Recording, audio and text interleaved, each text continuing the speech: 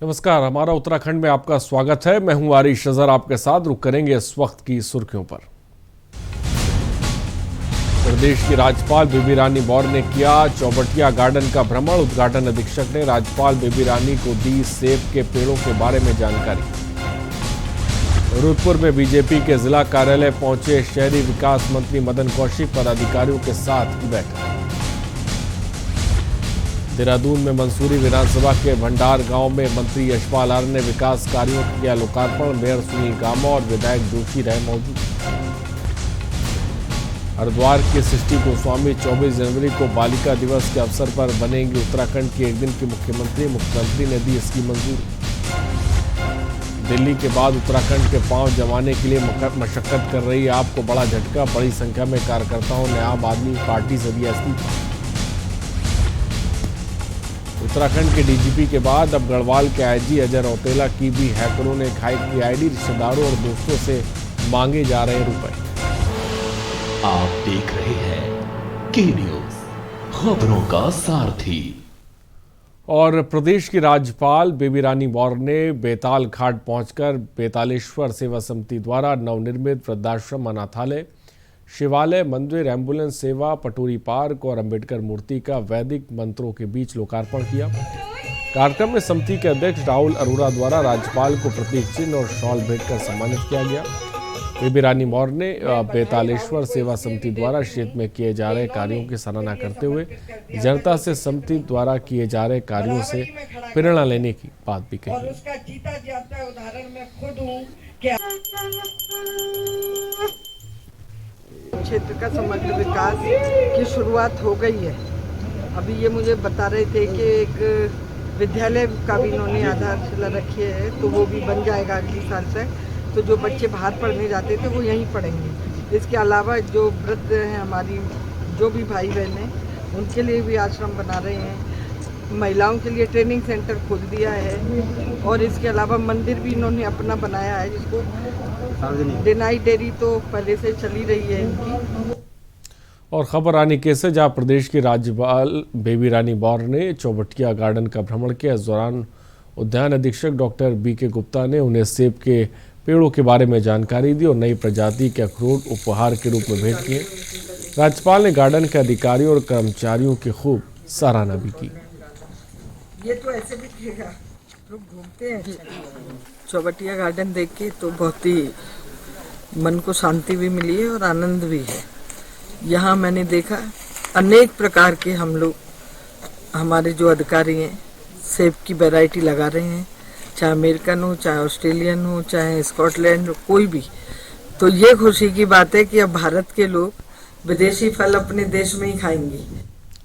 उत्तराखंड में कांग्रेस पार्टी में कलह थमने का नाम नहीं ले रही है। खटीमा किसान कांग्रेस के जिला अध्यक्ष महेंद्र ठाकुर के आवास पर कांग्रेस कार्यकर्ताओं ने एक बैठक आयोजित की। कांग्रेस के नेता रंजीत रावत द्वारा पूर्व मुख्यमंत्री हरीश रावत के खिलाफ अनर्गल बयानबाजी पर रोष व्यक्त करके बताया कि पूर्व सीएम हरीश रावत के बारे में कांग्रेस के रंजीत रावत ने गलत बयानबाजी की, जिसको बिल्कुल भी बर्दाश्त नहीं किया जाएगा।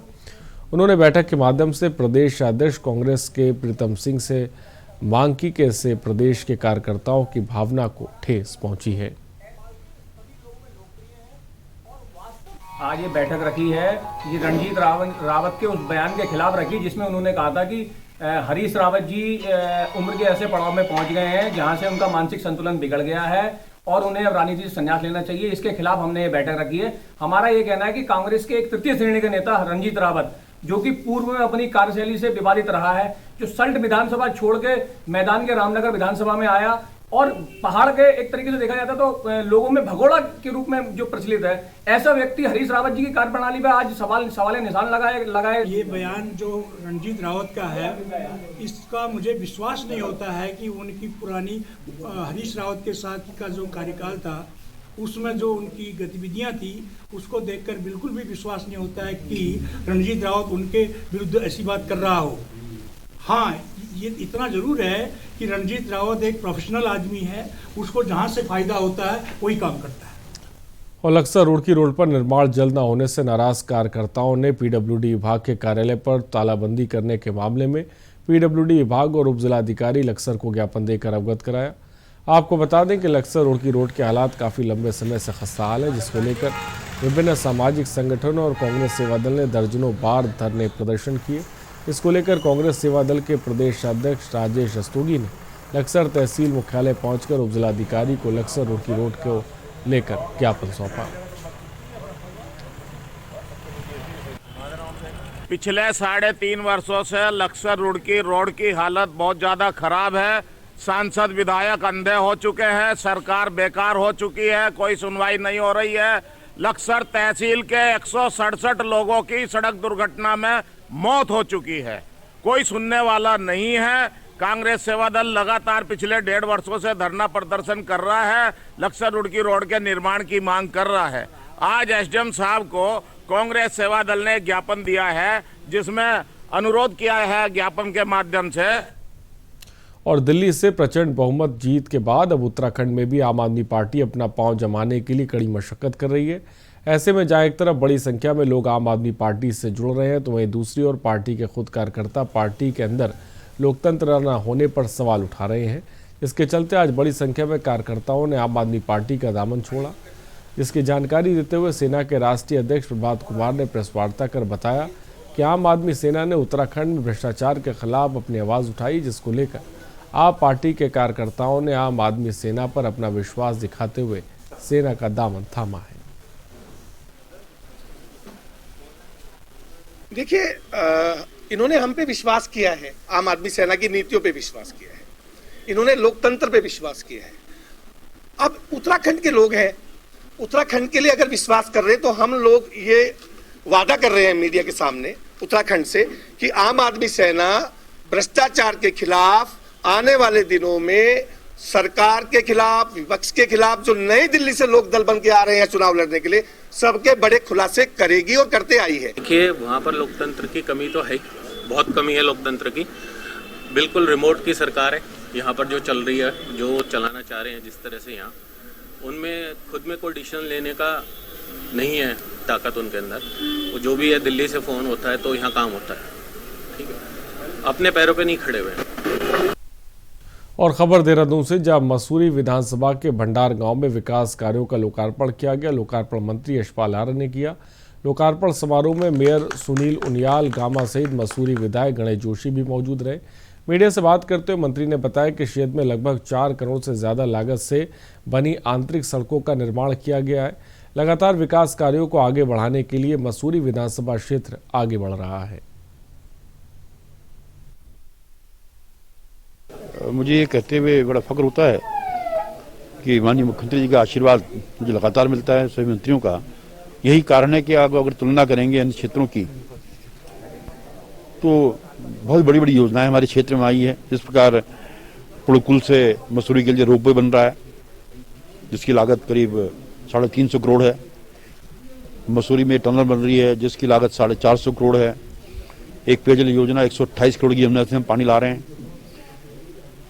और अभी एसपीए के माध्यम से इस क्षेत्र की करीब हमने 20 करोड़ से अधिक की सड़कें स्वीकृत करी हैं। मंसूरी विधानसभा क्षेत्र में जो कि माननीय विधायक गणेश जोशी जी का कार्य क्षेत्र है, विधानसभा क्षेत्र है, उसमें लगभग 4.5 करोड़ की लागत से विभिन्न योजनाओं का लोकार्पण हुआ है, शिलान्यास हुआ है। और निरंतरता यहाँ पर बनी रही है विकास कार्यों को लेकर। विकास की दौड़ में मंसूरी विधानसभा क्षेत्र बहुत तेजी से आगे बढ़ रहा है। उत्तराखंड के शहरी विकास मंत्री और उधम सिंह नगर जिले के प्रभारी मदन कौशिक ने रुद्रपुर स्थित जिला कार्यालय में कार्यकर्ताओं के साथ बैठक की और रुद्रपुर स्थित भाजपा कार्यालय पहुंचने पर भाजपा कार्यकर्ताओं ने उनका स्वागत किया, जिसके बाद उन्होंने कार्यकर्ताओं से मुलाकात की। इस दौरान आगामी चुनाव को देखते हुए मंत्री मदन कौशिक ने कार्यकर्ताओं से और तेजी से लोगों के बीच काम करने की बात भी कही और भाजपा की नीतियों को जन जन तक पहुंचाने की बात कही। देखिए, सभी मंत्रीगण अब अपने प्रभारी जनपदों में जो प्रवास करेंगे, प्रवास के हमने 4 कैटेगरी तय की।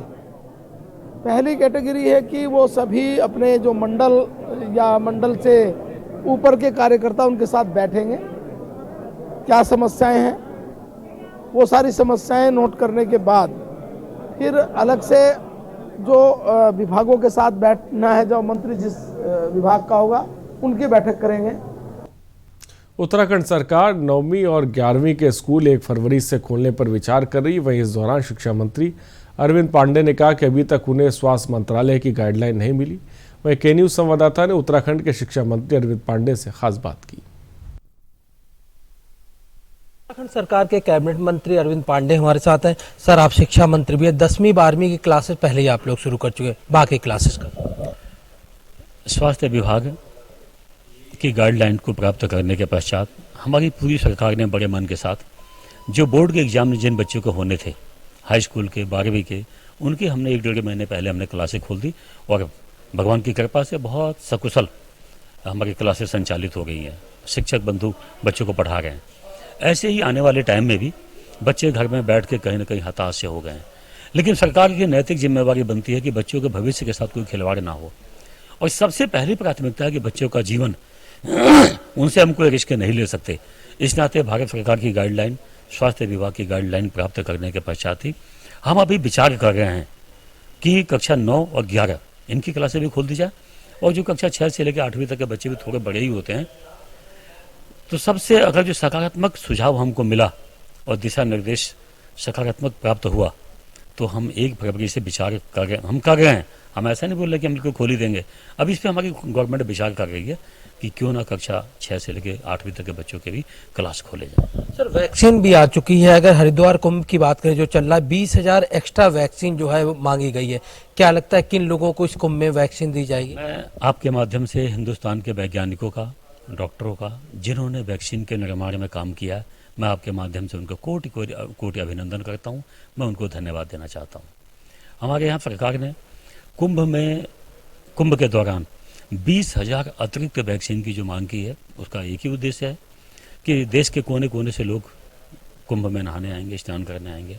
तो जो फ्रंट लाइन हमारे कर्मचारी हैं, अधिकारी हैं, जो कुंभ के आयोजन में लगे हुए हैं, अपनी ज़िंदगी को दांव पे लगा के लगे हुए हैं, उनको वैक्सीन लगना अति आवश्यक है ताकि वह कैरियर ना बन पाए, किसी के आगे ना फैले।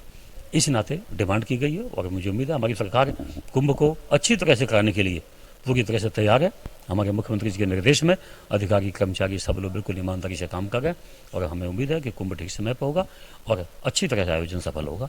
और एक और चीज, वैक्सीन को लेकर कई तरह के सवाल उठ रहे हैं। खासतौर विपक्ष कह रहा है कि सरकार में बैठे लोग पहले वैक्सीन यूज करें जिससे लोगों में विश्वास जगे, क्योंकि पहले जो है वो हेल्थ लाइन वर्कर्स को वैक्सीन दी जा रही है। तो क्या आप लोग भी वैक्सीन लगवाने के लिए आगे आएंगे? बिल्कुल, मैंने पहले ही कहा कि जिन वैज्ञानिकों ने, डॉक्टरों ने, छोटी छोटी जो बड़ी से बड़ी जो भी टीम में, जिन लोगों ने टीम में काम किया है वैक्सीन के निर्माण में, मैं उनका धन्यवाद देता हूं।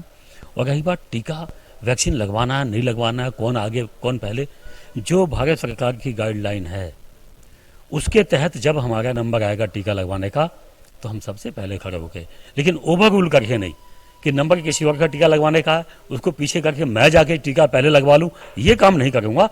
लेकिन जब हमारा नंबर आएगा कि मंत्रियों को, विधायकों को, इनको टीका लगना है तो निश्चित ही सबसे आगे खड़े होकर सबसे पहले टीका हम लगवाएंगे। हम आपको विश्वास दिलाते हैं। बात करने के लिए शुक्रिया। तो ये था अरविंद पांडे जो साफ तौर पे कह रहे थे कि 1 फरवरी से उम्मीद की जा रही, विचार किया जा रहा है कि 9वीं और 11वीं के भी कक्षाएं शुरू हो जाए, स्कूल खोल दिए जाए। हालांकि अभी इसके लिए भी गाइडलाइंस की जरूरत है। कैमरामैन दीपक शर्मा के साथ अमित दुबे, के न्यूज, दिल्ली।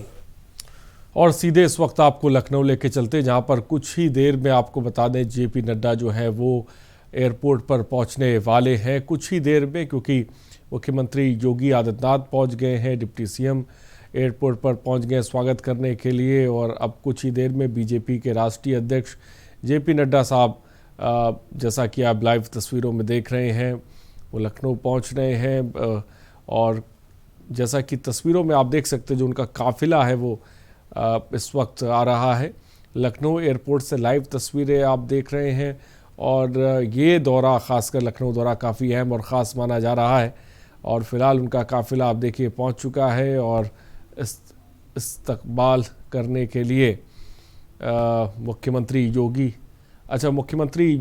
आदित्यनाथ, आप देखिए तस्वीरों में उनका काफ़िला ही आ गया है और जेपी नड्डा साथ में उनके हैं।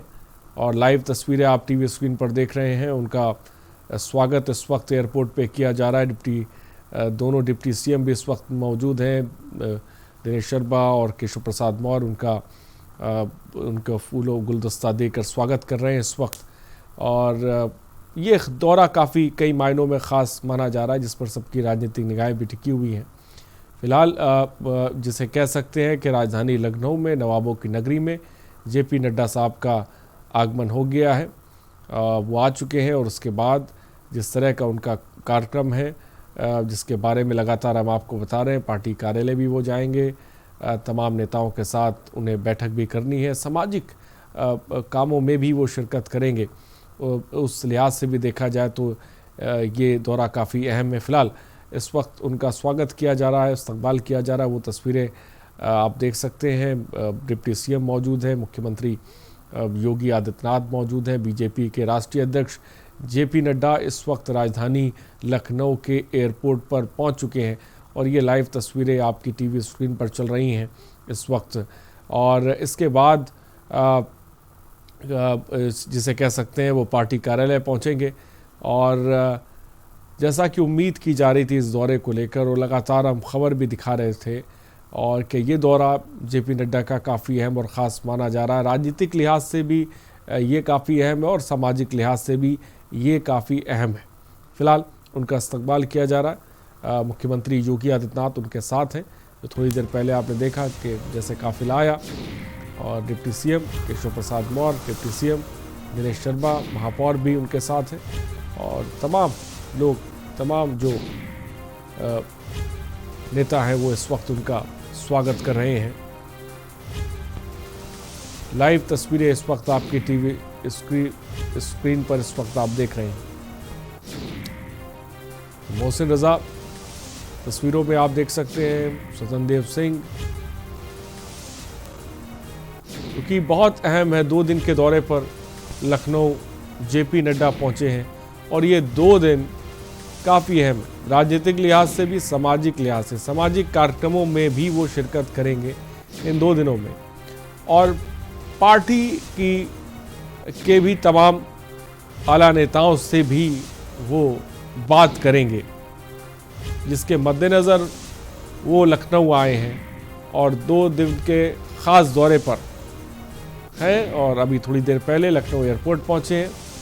उनका भव्य स्वागत किया जा रहा है। अब मुख्यमंत्री योगी आदित्यनाथ के साथ वो आगे बढ़ते हुए, और अब जैसा कि कार्यक्रम है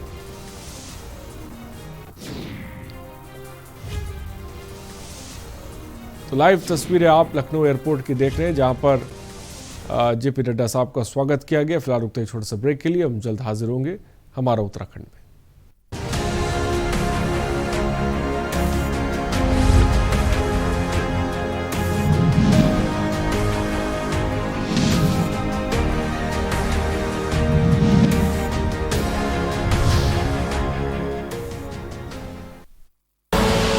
आप देख रहे हैं के न्यूज, खबरों का सारथी। खुदी को आजमाया है तो ये अंदाज आया है, खुदी को आजमाया है तो ये अंदाज आया है। तुम में भी मैं हूं, शुद्ध प्लस पान मसाला। जब आपकी सोच को अंधेरा घेर लेता है और सिस्टम भी मुंह फेर लेता है, जब वादों की परतें खुलने लगती हैं और हारी उम्मीदों का ऊंचा ढेर लगता है, जब सड़क पर एड़ी की रगड़ देखकर अब तक जो भी हुआ सब बेअसर लगता है, तब चिंतन से डगर होगी आसान, मंथन से निकलेगा समाधान। मंथन। आप देख रहे हैं के न्यूज, खबरों का सारथी।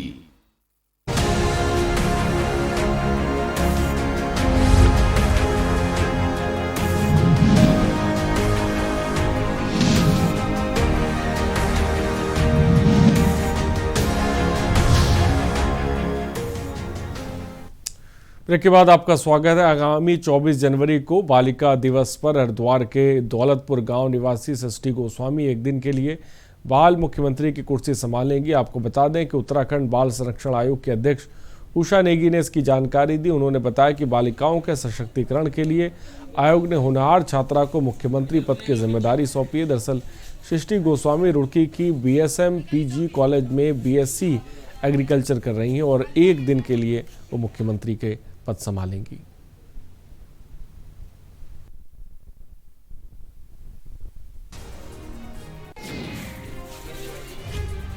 मैं उत्तराखंड बाल विधानसभा की मुख्यमंत्री हूं, जिसका गठन प्लान इंडिया राज्य बाल संरक्षण आयोग व श्री भुवनेश्वरी महिला आश्रम द्वारा किया गया है। मुझे बहुत खुशी है कि मुझे एक दिन के लिए राज्य का मुख्यमंत्री बनने का अवसर बालिका दिवस पर मिला है। मैं इसके लिए उत्तराखंड के मुख्यमंत्री श्री त्रिवेंद्र सिंह रावत जी का हृदय से आभार प्रकट करती हूं। इस दिन विभिन्न विभाग मेरे सामने अपने कार्यों का प्रस्तुतिकरण करेंगे, जिसके बाद मैं उन्हें अपने सुझाव दूंगी। खासकर बालिकाओं की सुरक्षा से जुड़े हुए सुझाव मैं उनको दूंगी। सर, बहुत गर्व फील हो रहा है। बेटियां सब कुछ कर सकती हैं, बस उनका खुल के साथ दीजिए, उन्हें सपोर्ट कीजिए। बेटियां किसी से कम नहीं है।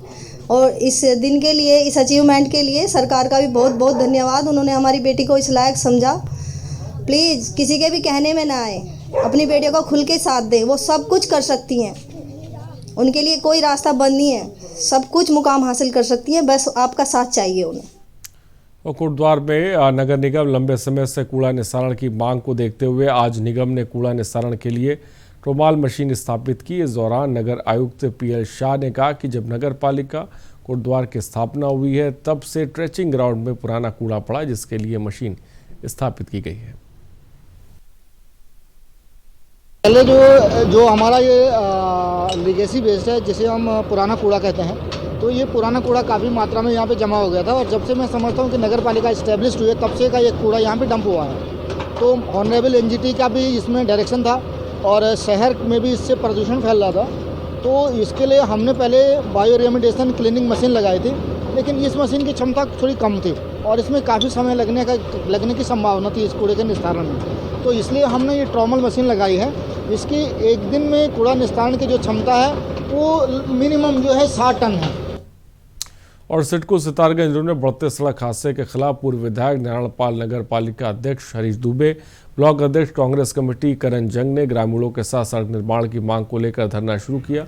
विधायक के सड़क जाम करने के कारण रोड के दोनों तरफ वाहनों की लंबी कतारें लग गई। वहीं पूर्व विधायक नारायणपाल, नगर पालिका अध्यक्ष हरीश दुबे, ब्लॉक अध्यक्ष करण जंग ने आरोप लगाया कि सिडकुल रोड में स्टोन क्रशर खनन वाहन और टूटी सड़कों के कारण 2 साल के भीतर सड़कों में बहुत बड़ी तादाद में लोग हादसे का शिकार हुए।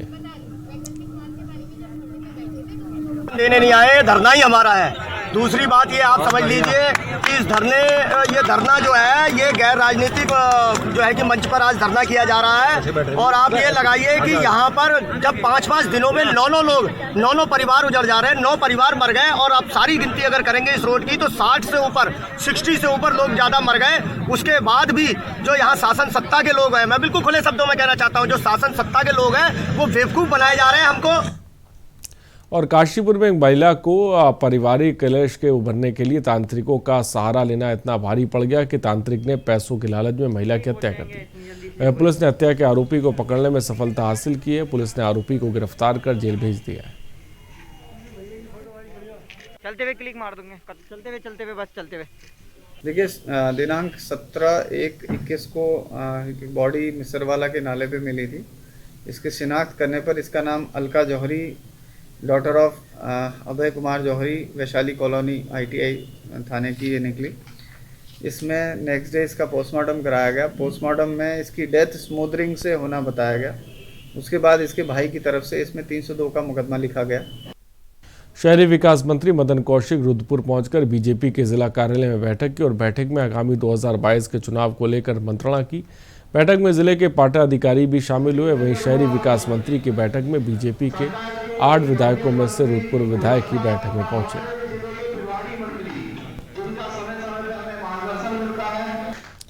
खबर मंगलौर से, जहां कांग्रेस के प्रदेश उपाध्यक्ष रंजीत रावत का कांग्रेसी कार्यकर्ताओं ने पुतला दहन किया। आपको बता दें कि हाल ही में रंजीत रावत ने पूर्व मुख्यमंत्री हरीश रावत के खिलाफ गलत बयानबाजी की थी, जिससे कांग्रेसी कार्यकर्ताओं ने अपनी पार्टी के प्रदेश उपाध्यक्ष के खिलाफ मोर्चा खोल दिया।